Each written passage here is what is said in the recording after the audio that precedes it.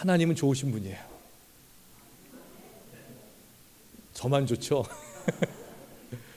좋으신 하나님, 좋으신 하나님, 참 좋으신 나의 하나님. 좋으신 하나님, 좋으신, 우리 오른손 높이 들고 고백할까요? 좋으신 하나님, 참 좋으신 나의 하나님.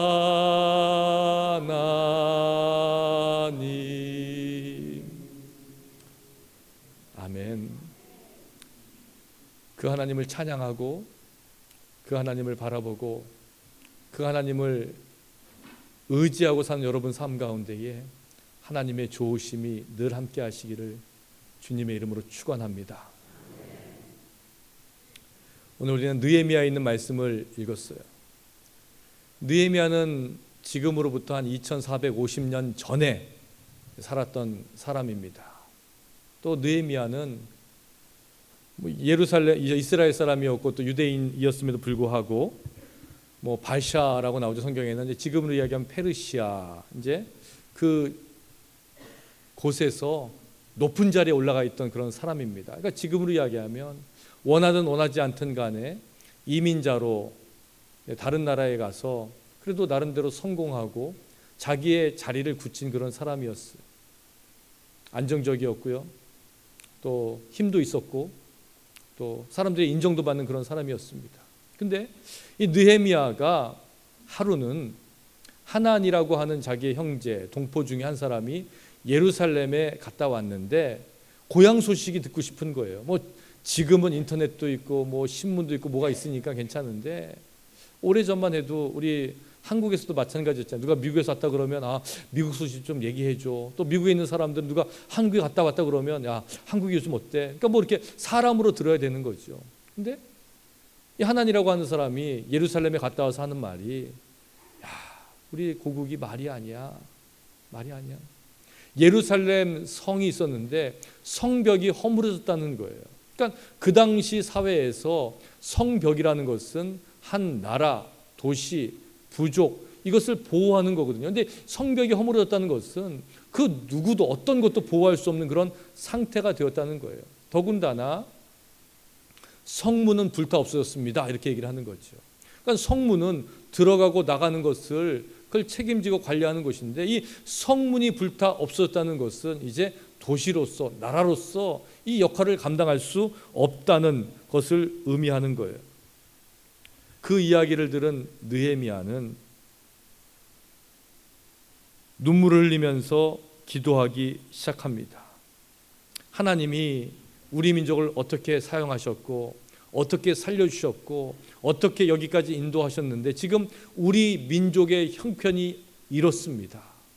예루살렘 성벽은 허물어졌고 성문은 불타 없어졌는데 그 누구도 그것을 수리하지 못하고 보수하지 못하고 이런 형편 가운데 있습니다. 하나님 불쌍히 여겨 주시옵소서. 하나님께서 길을 열어 주시옵소서. 이렇게 기도하는 거예요. 느헤미야는 마음에 아픔이 있는 사람이었고 또 기도하는 사람이었어요. 또 거기서 그치는 것이 아니라 이것을 행할 수 있는 능력이 있는 사람이었어요. 제가 이 느헤미야에 있는 말씀을 증거하면서 이 느헤미야가 어떤 사람일까 이렇게 기도하다 보니까요, 느헤미야를 알기 전에 나를 먼저 알아야 되겠더라고요. 근데 그런 유행가 가사도 있잖아요. 나도 나를 모르는데 넌들 나를 알겠느냐, 그런 거 있어요? 그 참 어렵잖아요. 사람이 사람 안다는 게요. 그래서 제 아내가 하루는 국을 맛있게 끓여가지고 밥을 먹으래요. 그래서 제가 밥을 먹는데 그 건더기를 막 먹었거든요. 그러니까 이 사람은 건더기를 좋아하는 사람이야. 그래서 그 다음에는 국을 끓이는데 건더기는 많이 주고 국물은 조금 주더라고요. 그날은 건더기는 하나도 안 먹고 국물만 먹었어요. 그래서 왜 그러냐요? 그래서 그때 다르다고. 그 뭐 어떨 때는 이렇게 하고 어떨 때는 그렇잖아요. 사람이라는 게 뭐 그러니까 잘 모르겠어요. 나도 나를 모르고 너도 너를 모르고 서로 몰라요. 근데 이 사람 그러면 그 사람이라는 그 이미지가 떠오르잖아요. 그러니까 나이가 들면서 시간이 가면서 아무개 그러면 아, 그 사람은 이런 사람이야라는 그런 마음에 또 정리가 되는 게 또 가끔 있어요. 제가 지난 추수감사 주일 예배 후에 우리 오후에 속회별로 찬양 축제를 아주 아름답게 했죠. 근데 시작할 때는 안 계셨는데 끝나고 나니까는 새로 보이는 얼굴이 있어가지고 제가 인사를 했어요. 그분이 누구냐면 그날 설교하셨던 김광진 목사님 사모님, 김은숙 사모님께서 이제 다른 교회에서 지휘하시기 때문에 그 행사 다 마치고 여기가 너무너무 오고 싶은데 그냥 나중에 이렇게 오셨어요. 그래서 이제 성가대 축제 시작할 때는 안 계셨는데 끝나고 보니까 계셔가지고 제가 물어봤어요. 사모님 언제 들어오셨어요? 이렇게 물어봤더니 사모님 하시는 말씀이 아 글쎄 목사님 삑할 때 왔잖아.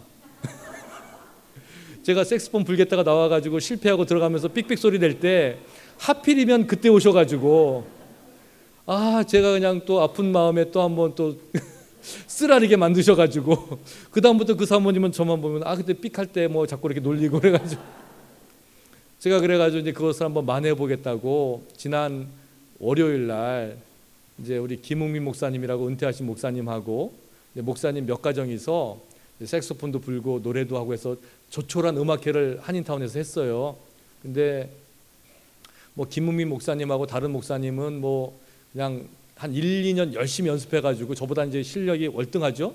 그분들 열심히 하시고 저는 뭐 초보자니까 그냥 겨우 한 곡 했고 또 사모님들은 노래하고 피아노 치고 하면서 그래서 그냥 재밌게 음악회를 했어요. 그래서 우리 김동호 목사님 또 우리 장로님 또 우리 이경식 목사님 이렇게 오셨는데 특별히 뭐 교인들은 초청을 못하고 그냥 목사님들 이렇게 해가지고 원로 목사님들 모시고 음악회를 했는데 다 끝나고 나니까 우리 김웅미 목사님이 이제 총평을 하셨어요. 뭐라고 하셨냐면 뭐 어떤 목사님은 연주 실력보다는 그 폼이 좋았다 그러고 또 그 우리 또 색스폰 선생님 계시는데 그분은 일생에 한번 들을까 말까한 연주였다 그러고 또 피아노를 딱 두 분이 치는 피아노가 있었는데 그때는 뭐 소름이 돋았다고 얘기하고 또 여성 듀엣이 노래했거든요. 그건 우리 김웅민 목사님이 자기가 제일 좋아하는 찬양이었대요.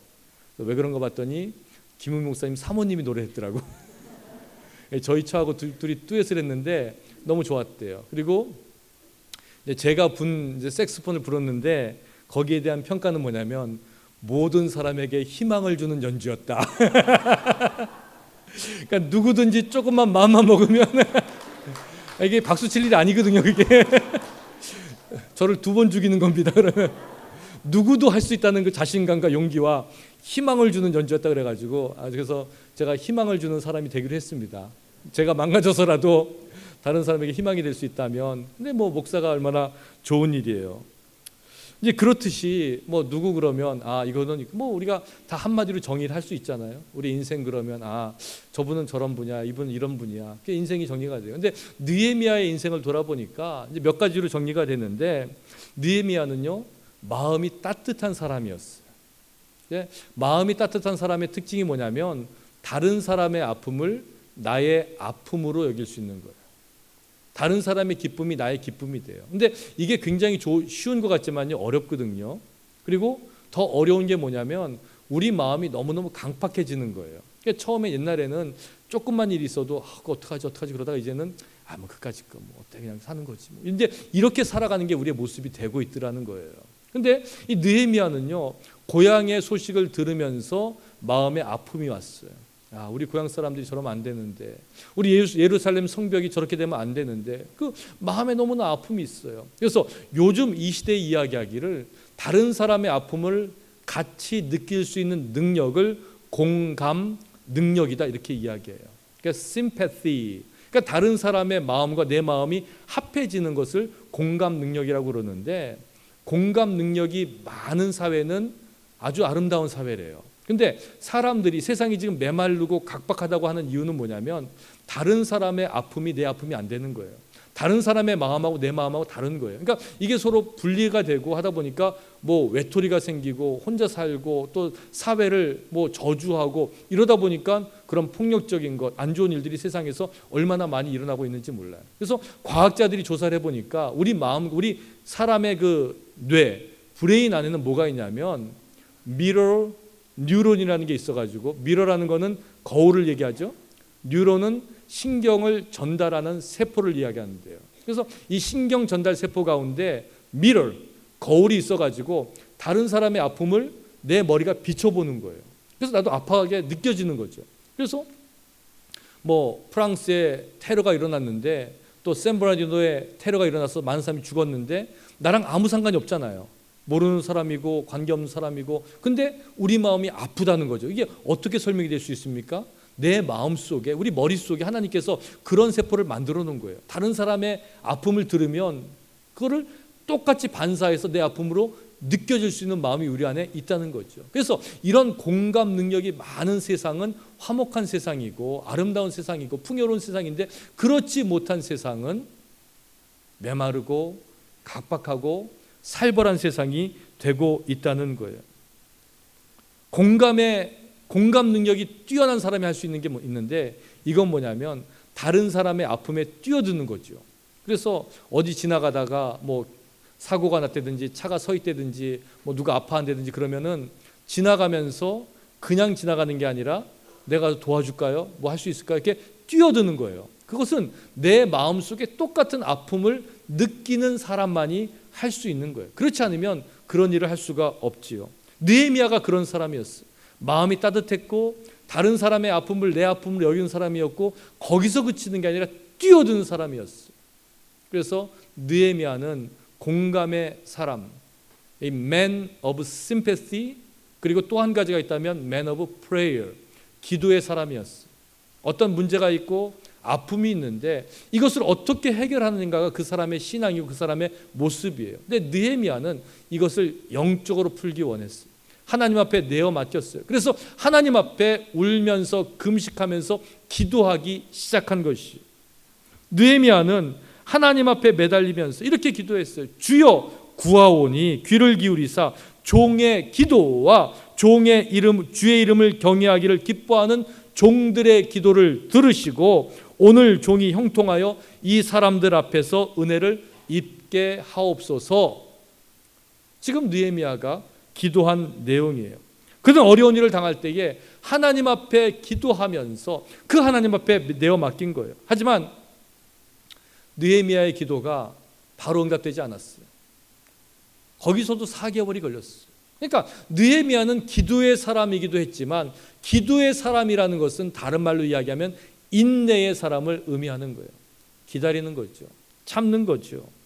그러면서 조심스럽게 이제 그 마음 가운데 기도하면서 준비하는 거예요. 근데 느헤미야의 특징이 뭐냐면 기도할 때, 그러니까 man of sympathy, 공감의 사람이었고 man of prayer, 기도의 사람이었는데 또 한 가지 특징이 뭐냐면 man of vision, 비전의 사람이었어요.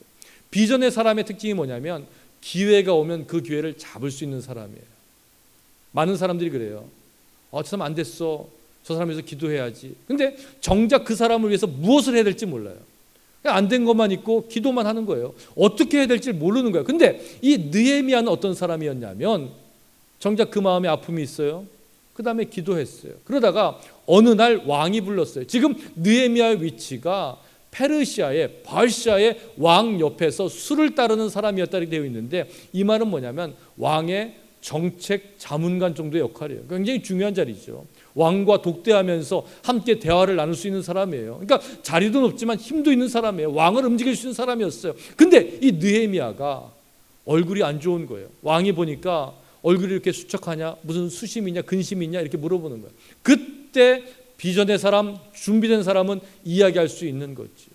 느헤미야는 이야기하는 거예요. 지금 내가 고향의 소식을 들었는데 예루살렘 성벽은 허물어졌고 성문은 불탔다고 하나이다.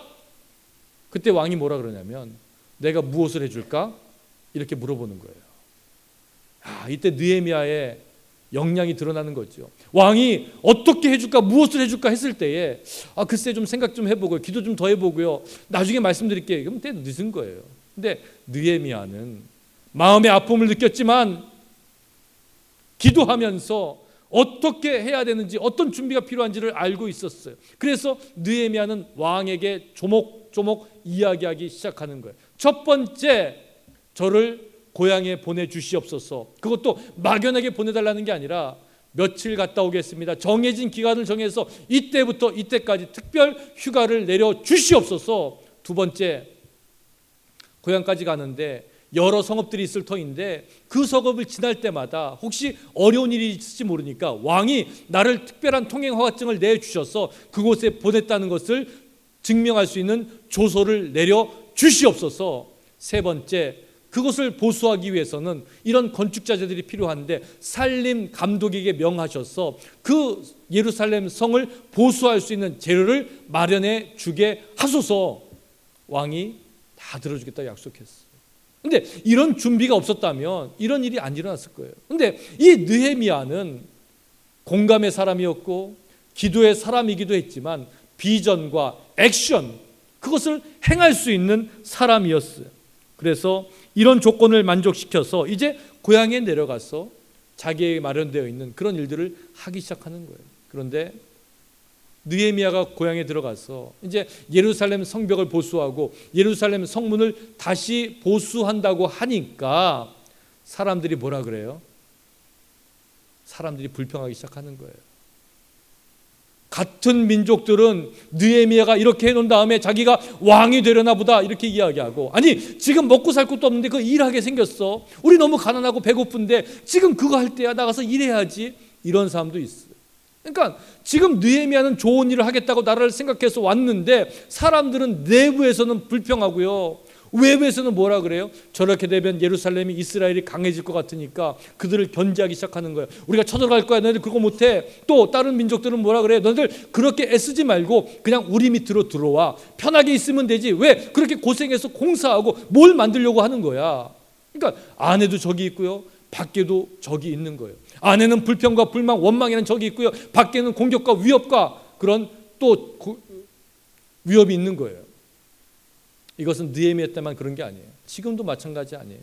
저희도요, 교회 생활도 그렇고 세상 생활도 마찬가지. 뭘 좀 하려고 그러면요, 아니 안 하면 괜찮아요. 아무것도 안 하고 있으면 누가 뭐라 그러겠어요. 근데 뭐 좀 하려고 그러면 저 사람은 언제 왔대? 언제부터 저렇게 했대? 모르면서 이렇게 나오는 거예요. 말이 나오고 이건 이렇게 하는 거야, 이건 저렇게 하는 거야, 이건 이거지, 이건 저거지 하면서 계속 뭐가 왔다 갔다 하는 거예요. 왜 그런 일이 있어요? 일을 하려니까 그래요. 근데 느헤미야는 어떤 사람이었냐면 공감의 사람이었고 기도하는 사람이었고 비전의 사람이기도 했지만 그가 분명히 의지하는 게 있었어요. 그것은 하나님의 일이라는 확신이 있었어요. 내 일이라면 누가 뭐라 그러면 안 하면 돼요. 포기해버리면 돼요. 그러니까 안 하면 그만이지 뭐. 내 돈 들여서, 내 시간 들여서, 내 노력 들여서 한다는데 사람들이 뭐라 그러면 내려놓으면 돼요. 근데 느헤미야가 생각했던 것은 이것은 사람의 일이 아니라는 거예요. 누구의 일이에요? 하나님의 일이었다는 거예요. 하나님의 일은요, 죽어도 하는 거예요. 내가 힘들어도 하는 거고요, 사람들이 뭐라 그래도 하고요, 세상에서 뭐라 그래도 하는 거예요. 왜? 하나님의 일이니까. 사람을 기쁘게 하는 것이 아니라 하나님을 기쁘게 하기 때문에 우리는 그 일을 감당할 수밖에 없는 거예요. 그래서 52일 만에 느헤미야는 예루살렘 성벽을 완전히 보수해요. 성문을 보수하는 거예요. 그래서 이렇게 한 다음에 느헤미야가 한 것은 뭐냐면 하나님께 은혜를 구하는 거였어요. 내 하나님이여, 내가 이 백성을 위하여 행한 모든 일을 기억하사 내게 은혜를 베풀어 주시옵소서. 하나님의 은혜를 구하는 거예요. 왜? 이게 사람의 일이 아니라 하나님의 일이었기 때문에. 오늘 우리가 읽은 느헤미야 8장은 예루살렘 성벽 공사가 완공된 후에 맞이하는 일곱째 달 이야기예요. 그러니까 일곱째 달이라는 것은 그 다음부터 7개월이 흘렀다는 것이 아니라 그 다음에 맞이했던 새 달을 의미하는데, 이스라엘은 일곱째 달을 새해 첫날이라고 이렇게 여겼어요. 그래서 지금 이스라엘 사람들이 그 예루살렘 성벽을 완공한 다음에, 보수한 다음에 새해 첫날에 이제 어디를 가냐면 수문 앞 광장에 다 모이는 거예요.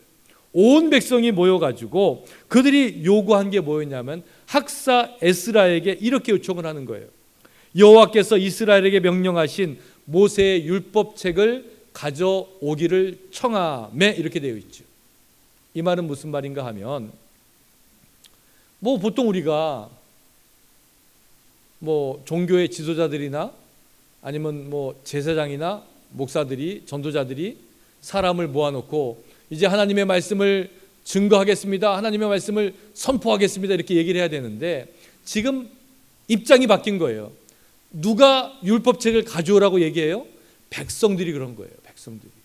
백성들이 에스라에게 부탁하는 거예요. 우리에게 율법을 읽어주십시오.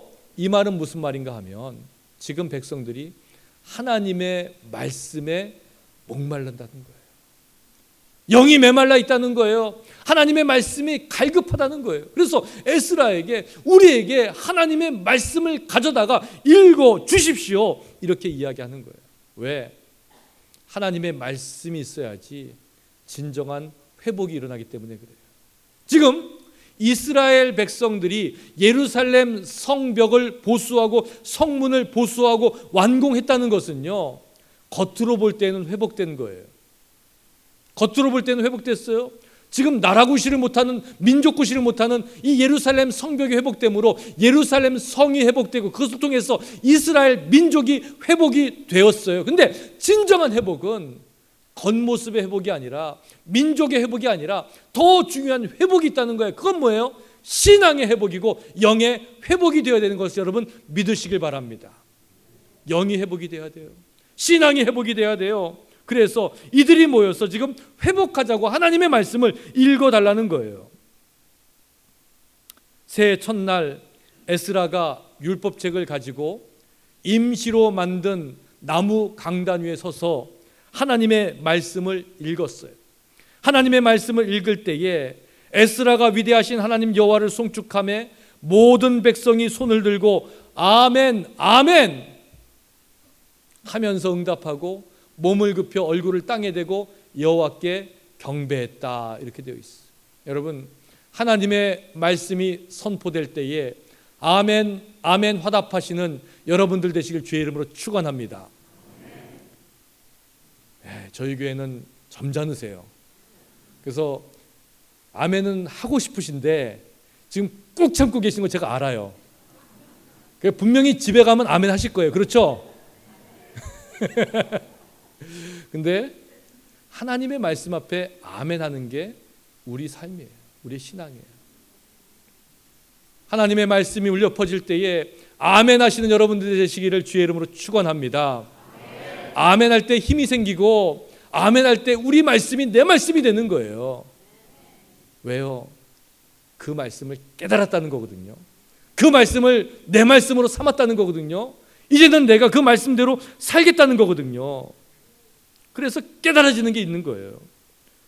오늘 여러분에게 이 하나님의 말씀이 깨달아지는 은혜가 있기를 주의 이름으로 축원합니다. 저는 부족해서요, 이거를 너무너무 잘 설명하고 막 하고 싶은데요, 한계가 있어요. 그래서 그냥 하나님 바라보고 맡기는 거예요. 그러면 그냥 알아듣겠지 뭐. 또 그냥 좀 뭐 주무시면 좀 그것도 괜찮아요. 피곤한데 어떻겠어, 그냥. 또 하나님이 주시는 은혜니까 괜찮아요. 근데 깨달아지고 하나님의 은혜를 누리고, 정말 하나님 말씀이 이렇게 좋구나, 이런 거 정말 생각하면 얼마나 좋겠어요. 그죠? 근데 제가 조그맣게 얘기하면 여기도 아멘도 조그맣게 하고. 그래서 성경은 얘기하잖아요. 하나님의 말씀은 살아있고 활력이 있어 좌우의 어떤 검보다 예리하여 혼과 영과 및 관절과 골수를 찔러 쪼개기까지 하며 또 마음과 생각과 뜻을 판단하신다 그랬어요. 하나님의 말씀, 하나님의 말씀이 이렇게 예리하고요, 이렇게 능력이 있어요. 하나님 말씀 앞에 우리가 부끄러운 게 뭐 있어요? 놓칠 게 뭐 있어요? 이스라엘 백성들이 말씀을 들었어요. 그리고 깨달았어요. 아멘 아멘 했어요. 그러면서 그들의 신앙이 회복되기 시작하는 거예요. 영어로 된 성경 중에, 영어는 여러 가지 번역이 있잖아요. 우리가 잘 알고 있는 NIV는 New International Version, 그래서 이제 현대 좀 말로 돼 있는 건데, 그 전에 그래도 뭐 지금도 가장 정통성을 인정받고 있는 성경이면 킹 제임스 버전을 얘기해요. 그래서 영국이 자랑하는 킹 제임스 버전, 뭐 셰익스피어하고 이 킹 제임스 버전 성경 때문에 영국이 그렇게 발달했다 이렇게 얘기를 하는데 그만큼 문학적으로도 아름답고 잘 번역된 거예요. 근데 이 킹 제임스 버전을 번역한 사람은요, 영국의 제임스 1세라는 국왕이었어요. 제임스 1세 국왕이 하나님의 말씀을 너무너무 사모해서 우리 국민들에게 좀 더 수준 높은 말씀을 읽히고 싶어가지고 47명의 학자들을 대동해가지고 오랫동안 연구하고 또 여러 번역본과 라틴어와 이런 모든 원어와 이걸 다 종합해가지고 이 성경을 번역을 해가지고 1611년에 이 성경을 이제 반포하는 거예요. 근데 항상 그래요. 말씀을 사모하는 사람들의 특징이 또 하나 있는데 이게 뭐냐면 너무 율법적이라는 거예요. 그러니까 말씀하는데 다른 사람이 좀 이렇게 못하는 거를 못 봐. 그 왕도 그래가지고요, 말씀을 너무 사모한 건 좋았는데 그 범죄, 다른 사람이 죄 짓는 걸 못 봐가지고요, 조그만 죄를 져도 그냥 사형에 처하는 거예요. 암스트롱이라는 사람이 있었는데 양을 훔쳤다는 죄목으로 사형에 처해지게 되었어요. 그래서 이 사형수가 사형을 기다리고 있는, 사형 집행을 기다리고 있을 때에 왕이 성경을 번역했다는 소식을 들어요. 그래서 왕한테 탄원서를 냈어요. 뭐라고 냈냐면, 왕이요, 저는 어차피 죽을 인생인데 죽기 전에 한 가지 소원이 있습니다. 왕이 그토록 훌륭하게 번역하신 성경을 한번 다 읽고 죽으면 원이 없겠습니다. 왕이 기특하잖아요. 사형수가 성경을 읽고 죽겠다니까, 아 그래, 어차피 지금 죽으나 몇 달 있다가 성경 다 읽고 죽으나 똑같지 않아요? 그래서 성경 다 읽고 죽으라고 사형 집행을 연기했어요. 그 다음 날부터 이 사형수가 성경을 읽기 시작하는데, 이 어떻게 성경을 읽냐면요, 하루에 한 절씩 읽었어요. 하루에 한 절 읽으면은 얼마나 읽어야 돼요? 성경이요 3만 1,000 뭐 몇백 장이래요, 몇백 절이래요. 그래서 이걸 따져보니까 하루에 한 절 읽으면요 80년만 읽으면 된대. 그러니까 왕이 괘씸하잖아요. 그 불렀어요. 근데 약속은 약속이잖아요. 성경 일독을 얘기했지만 뭐 하루에 몇 장을 안 적어줬기 때문에 할 말은 없는 거예요. 근데 왕이 괘씸해가지고 화가 나가지고 불러가지고 너 어떻게 된 거냐 따져보는데, 얘기를 하다 보니까 뭘 깨달았냐면 하루에 한 절 읽지만 말씀을 제대로 읽는 거예요. 말씀을 아는 거예요. 말씀이 삶으로 들어오는 거예요. 그 삶이 변화된 거예요. 그래서 왕이 그랬어요. 너는 평생 읽어야 되니까 여기 앉아가지고 국고를 축내지 말고 집에 가서 읽어라. 그래가지고 특별 사면을 해가지고 집에 가서 성경을 읽는데 늘 말씀을 가까이 하고, 그러다가 그 삶이 변화돼가지고 동네 사람들한테 존경을 받다가 이 세상을 떠났다는 이야기가 전해지고 있어요. 왜요? 하나님의 말씀은요 인포메이션이 아니에요. 인포메이션은 눈으로 보고 들어오고 머릿속으로 이해하는 거잖아요. 하나님의 말씀은 트랜스포메이션. 하나님의 말씀은 인포메이션이 아니라 그 말씀이 내 안에 들어와서 내가 변화되는 거예요. 이러다 보니까 이 말씀이 뭐가 있어요? 힘이 있는 거예요. 말씀이 뭐가 있어요? 능력이 있는 거예요. 말씀이 뭐예요? 우리 삶을 변화시키는 거예요. 모든 성경은 하나님의 감동으로 된 것으로 교훈과 책망과 바르게 함과 의로 교육하기에 어때요? 유익하다 그러는 거예요. 이게 하나님의 말씀이거든요. 그래서 우리는 하나님의 말씀을 듣고 깨닫는 데서 그치지 않고 하나님의 말씀을 우리 삶으로 받아들이는 거예요. 변화되는 거예요. 오늘 우리가 읽은 성경 말씀이에요. 느헤미야 8장 9절 앞부분만 보면요 뭐라고 되어 있냐면, 백성이 율법의 말씀을 듣고 다 우는지라. 백성이 율법의 말씀을 듣고 다 울었다 그랬어요. 여러분 말씀 듣고 울은 적 있어요? 말씀 들으면서 하나님 주신 은혜가 너무 감격해서 눈물이 난 적이 언제예요? 한국에서 그 의사 전도왕으로 알려지신 암 전문의가 계시는데, 우리 이병옥 박사는 장로님이신데, 그분 뭐 신앙 뭐 너무너무 훌륭하죠. 의학적으로도 훌륭하고 또 전도도 많이 하시고 그래요. 근데 그분은 그 대장암계에서는 한국의 최고의 권위자라 그러는데, 항상 자기는 그런데요. 수술실에 들어가기 전에 환자한테 마지막으로 이렇게 하면서 딱 수술하기 전에 그런데요. 그러니까 너무 유명하니까 막 줄 서 있잖아요, 환자들이요. 그러니까 뭐 막 어떻게든지 수술 받으려고, 이분한테 수술 받으려고 그러는데 딱 칼을 들고 그런다는 거예요. 예수 믿을래요? 수술 안 받을래요? 그러니까 내가 수술해주면 예수 믿어야 된다고 그걸 한다는 거예요. 그러면 사람들이 뭐라 그래요? 당장 살아야 되니까 예수 믿을 테니까 수술만 잘해주세요. 대신에 이분은 기도하면서 수술 잘해가지고 이분을 완치시키는 게, 그러니까 사람들이 이분 때문에 전도를 너무 많이 당해가지고 그냥 의사 전도왕으로 불려주고 집회를 많이 다녀요. 근데 이분이 뭐라 그러냐면 어디를 갈 때마다 그래요. 어떻게 예배를 드리는데 눈물을 흘리지 않고 예배를 드릴 수 있습니까? 이렇게 물어봐요. 어떻게 예배하는데 눈물을 흘리지 않습니까? 아니요. 어떻게 찬양하는데 눈물이 안 나요? 어떻게 기도하는데 눈물이 안 날까요? 그렇잖아요. 나같이 보잘것없는 사람을 이 예배의 자리로 불러주셔서 하나님을 예배하게 하시고, 나 같은 사람을 내 입을 열어서 하나님을 찬양하게 하셨는데, 하나님 앞에 간구할 수 없는 위치에 있는 우리들이 예수 그리스도를 통해서 예수의 이름으로 우리의 간구를 하나님 앞에 올려드리게 하셨는데 어떻게 눈물이 안 날 수 있어요? 눈물은요, 겸손한 자가 흘리는 거예요. 왜 눈물이 안 나요? 교만했기 때문에 그래요. 겸손한 자가 눈물을 흘려요. 왜요? 눈물은 영혼의 운동이기 때문에 그래요. 그래서 예배와 찬양, 기도를 통해 가지고 이 눈물을 흘리면요, 우리 마음 가운데 뭐가 생기냐면요, 감동과 감격과 감사가 생긴대요. 그래서 우리 영혼이 하나님을 찬양하면서 기뻐하면서 흘리는 눈물을 통해 가지고 우리 마음속에 새로운 힘을 얻게 되더라는 거예요. 눈물은요, 정직한 자가 토해내는 거예요.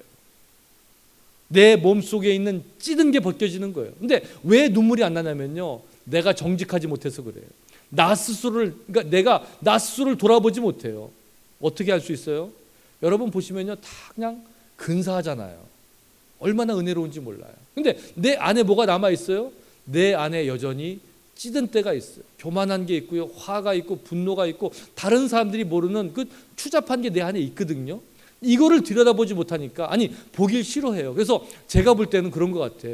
교회 오실 때는요, 집에다 그 추잡한 자아는 두고 오는 것 같아. 그러니까 교회에서는 얼마나 좋아요. 은혜롭고 거룩하고. 근데 집에만 가면 옛날 모습이 똑같이 나오는 거예요. 근데 정직한 나의 모습을 바라보면서 이렇게 부족한데 하나님 나를 들으셔서 예배하게 하시고 찬양하게 하시고 기도하게 하시는데 어떻게 눈물을 안 흘릴 수가 있어요? 눈물이 나는 거죠. 눈물은요, 진실한 자가 흘리는 거예요. 진실의 눈으로 하나님을 바라보니까, 나를 바라보니까 눈물이 나는 거예요. 또 눈물은요, 사랑하는 자가 흘리는 거예요. 그래서 사랑하는 사람이 죽으면, 돌아가시면 눈물이 나요. 자녀가, 아니면 부모님이, 형제가, 친구가 그냥 돌아가시면 어때요? 내 마음속에서 눈물이 흘러요. 그게 사랑하기 때문에 흐르는 거거든요. 우리 하나님 사랑하니까, 주님 사랑하니까 그 눈물이 나는 거예요. 어떤 그 유스 캠프에서, 청소년들 캠프에서 그냥 캠프가 끝났는데 그 어떤 설교자 때문에 아주 감동을 받은 거예요. 그래서 사람들이, 야, 그 설교자 정말 대단하다. 나는 그 말씀 받으면서 은혜를 받았어. 나는 그 말씀대로 살기로 결심했어. 나는 그 말씀이 그냥 너무 마음속에 새겨져가지고 그냥 울지 않을 수 없어. 그러면서 막 그렇게 간증을 하는 거예요. 야, 말씀이 얼마나 좋았길래 그럴 수 있을까. 그래가지고 어떤 목사님께서 나중에 한번 그 캠프에 가본 거예요. 그 다음에도 똑같은 강사가 초대가 되어가지고 이제 설교를 하는데, 근데 그 목사님 표현에 의하면 설교를 듣느니 페인트 칠이 마르는 것을 기다린 게 낫겠다고 할 정도로 지루하고 졸립고 재미없는 설교가 계속되는 거예요. 저런 설교를 하는데 어떻게 사람들이 감동받았다 그럴까? 저런데 어떻게 저럴 수 있을까? 계속 그 생각을 하고 있는데 어떤 일이 벌어졌냐면, 설교자가 설교하다가 갑자기 뒤를 돌아서 가지고는 막 우는 거예요. 어깨가 들썩일 정도로 훌쩍훌쩍 거리는 거예요. 아, 저게 뭐 무슨 모습이야? 그러고 있는데 다시 좀 감정을 추스린 설교자가 돌아서서 이렇게 얘기하는 거예요. 죄송합니다, 여러분. 저도 이러고 싶지 않습니다. 저는 여러분들과 긴 시간을 보냈고 여러분의 이야기를 들었어요. 여러분은 친절하게도 여러분의 비밀을 저에게 말씀해 주셨고 죄를 자백하고 삶의 힘든 부분까지도 다 말해 주었어요. 저를 그렇게 신뢰하고 믿어주시니까 감사합니다. 그런데 저는 강의를 하다가 강의 내용에 집중할 수가 없었어요. 여러분에 대해서 생각하게 되었어요. 저는 이 컨퍼런스가 끝나는 것이 싫어요. 이 컨퍼런스가 좋아서가 아니라 여러분과 함께 있고 싶었어요. 저도 그런데 하나님이 얼마나 여러분을 사랑하실까 생각하니까 지금 내 마음속에 감동이 있어서 울지 않을 수가 없었어요. 그러면서 계속 눈물을 훌쩍 하더라는 거예요. 하나님의 사랑이 너무 감사해서, 하나님이 여러분들을 사랑한다는 것이 너무 귀해서 이것 때문에 우는 거예요. 제가 말씀을 준비하면서 설교자로서 제가 이 단에 쓰면서 기도를 많이 했어요. 우리 성도님들 마음속에 그 눈물을 회복해 달라고, 제 마음속에 눈물을 회복하게 달라고 생각하면 할수록 제 마음에 드는 한 가지 까닭은 생각은 뭐냐면 하나님이 여러분을 너무너무 사랑하신다는 거예요. 그거 하나죠. 뭐가 있겠어요. 하나님이 우리를 사랑하시는 거예요. 하나님이 나를 사랑하시고 하나님이 우리를 사랑하시는 거예요. 그러면서 그 사랑을 기억하게 달라는 거예요. 하나님의 안타까운 심정이 있었어요. 예루살렘 성벽이 완공되고 온 백성이 모여서 하나님의 말씀을 깨닫고 아멘으로 화답하고 사람들은 눈물로 그 말씀을 들었어요. 근데 느헤미야가 뭐라 그러냐면 오늘은 너희 하나님 여호와의 성일이니 슬퍼하지 말며 울지 말라 그래요. 오늘은 여호와의 성일이니 슬퍼하지 말며 울지 말라. 이거는요 값싼 위로가 아니에요. 값싼 위로가 아니에요. 슬픔의 긴 터널을 통과한 사람들이 얻을 수 있는 그런 기쁨이에요. 눈물을 흘린 자가 그 끝에서 경험하는 환희의 기쁨이에요. 신앙인이 기뻐할 수 있는 것은 슬픔이 없기 때문이 아니거든요. 우리는 기도하죠. 내 삶의 슬픔의 제목들을 없애달라고 기도해요. 이것도 없애주고요, 저것도 없애주고. 그러면 기쁨이 오리라고 생각을 해요. 그런데 우리 신앙인들이 기도하는 것, 아니 우리가 누려야 되는 마땅한 기쁨은 슬픔이 없기 때문에 오는 기쁨이 아니라 슬픔을 거쳐서 얻는 기쁨이에요. 고난을 거쳐서 얻는 기쁨이라는 거예요. 마땅히 가야 할 길을 가지 못하고 헛된 것에 집착하고 사소한 일에 과도하게 분내고 화내는 우리를 그 불쌍한 우리들을 끝끝내 포기하지 않으시고 찾아오셔서 구원하시고자 하시는 그 예수 그리스도를 통한 하나님의 은혜 때문에 감사할 수 있고 기뻐할 수 있는 그 기쁨을 얘기하는 거예요. 느헤미야가 계속해서 말해요. 너희는 가서 살찐 것을 먹고 단 것을 마시되 준비하지 못한 자에게는 나누어 주라. 이날은 우리 주의 성일이니 근심하지 말라. 여호와로 인하여 기뻐하는 것이 너희의 힘이니라. 할렐루야. 왜요? 그날은요 눈물을 닦는 날이에요. 그날은 나누는 날이에요. 풍성한 날이에요. 그날은 기뻐하고 크게 즐거워하는 날이에요.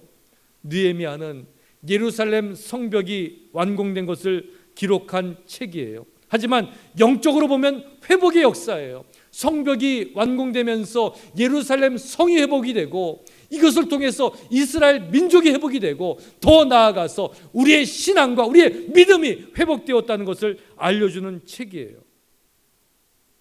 성경은 이렇게 증거하죠. 여호와로 인하여 기뻐하는 것이 너희의 힘이니라. 여호와로 인하여 기뻐하는 것이 우리의 힘이니라. 여러분의 고백이 되어야 될 줄로 믿습니다. 저를 따라 한번 해보세요. 기뻐하는 것이 힘입니다. 오늘 설교의 제목이에요. 기뻐하는 것이 힘이에요. 여러분 힘이 없어요? 힘이 빠졌어요? 아니에요. 힘이 없는 게 아니라 힘이 빠진 게 아니라 하나님으로 인해서 기뻐하는 걸 잃어버린 거예요. 하나님으로 인해서 기뻐해봐요. 아유 힘이 넘쳐요. 나이가 문제가 아니에요. 갑자기 다 누굴 똑같이 생각하는 것 같아. 하나님으로 해서 기뻐하면요 우리 그레이스 사모님처럼 힘이 넘치잖아요. 그죠? 기뻐하는 것이 힘이에요. 느헤미야는 예루살렘 성의 회복을 기록하면서 민족의 회복, 신앙의 회복을 우리에게 말해주고 있어요. 그러면서 이 느헤미야가 우리에게 이야기하고자 하는 교훈인데 이거는 뭐냐면 예루살렘이 회복되면서 변방에서 중심으로 들어오더라는 거예요. 변방에 있을 때는요 허물어진 성을 갖고 있는 보잘것없는 민족이었어요. 누가 쳐다보겠어요?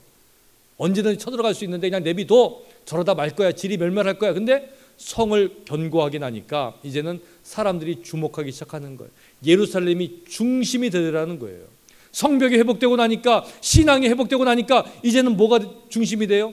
이스라엘 민족이 중심이 되는 거예요. 그 전까지는 세계 변방에 있어가지고 아무도 알아주지 않는 민족이었는데 이제는 중심이 되는 거예요. 여러분, 우리의 신앙이 뭐예요? 우리의 신앙은 우리 인생의 변방에 계시던 예수 그리스도를 우리 마음의 중심으로 모셔오는 거예요. 주님이 내 마음속에 있기 때문에 하나님으로 인해서 기뻐하는 것이 생기고, 그 기뻐함 때문에 우리가 힘을 얻고 이 세상을 살아나가는 것, 이것이 신앙인 줄로 여러분 믿으시기 바랍니다. 그래서 신앙은 중심 이동이에요. 힘없는 데서, 변방에서 중심으로 들어오는 거예요. 우리 신앙생활도 마찬가지예요. 교회에서도 교회생활도 마찬가지예요. 그냥 쭈삣쭈삣 왔다 갔다 힘없고 변방에 있다가 하나님의 말씀의 은혜를 받고 말씀의 눈물을 흘리고 찬양하는 것에, 기도하는 것에 눈물이 나고 기뻐하고 감사할 때에 나도 모르는 사이에 내가 중심으로 들어와 있더라는 거예요. 느헤미야처럼 그곳에서 기도하면서, 그곳에서 다른 사람의 아픔을 내 아픔으로 여기면서 그곳에서 하나님의 일을 해나가더라는 거예요. 그러니까 뭐가 되는 거예요? 회복이 되더라는 거예요. 여러분, 우리가 대강절 셋째 주일을 지나고 있어요. 예수님께서 이 땅에 오신 것은 우리 인생의 변방에 머물러 계시다가 이제 마음속의 중심에 오시기 위해서 이 땅에 오신 거예요. 해마다 똑같은 일들, 똑같은 대강절, 똑같은 성탄절이 계속되는 것은 해마다 잃어버렸고 해마다 놓치는 우리의 불쌍한 인생 때문에 그래요. 올해도 우리 마음속에 중심에 오시는 것을 기억하기 위해서 들어오는 거예요. 세상은 여전히 예수님을 변방에 둬요. 쇼핑센터에 두고요, 뭐 캐롤에 두고 어디에 두고 어디에 둬요. 근데 우리 인생은요, 우리 신앙인들은요, 그 주님을 마음속에 모셔야 돼요. 왜? 이것이 신앙의 회복이기 때문에 그렇습니다. 이 대강절 기간 동안에 주님을 여러분 마음의 주인으로 모시는 여러분 되시길 주의 이름으로 축원합니다. 여호와로 인하여 기뻐하는 것이 우리의 힘이라는 고백을 가지고 믿음 안에서 승리하시는 우리 사랑하는 주의 백성들 되시기를 주님의 이름으로 간절히 축원합니다. 기도하시겠습니다.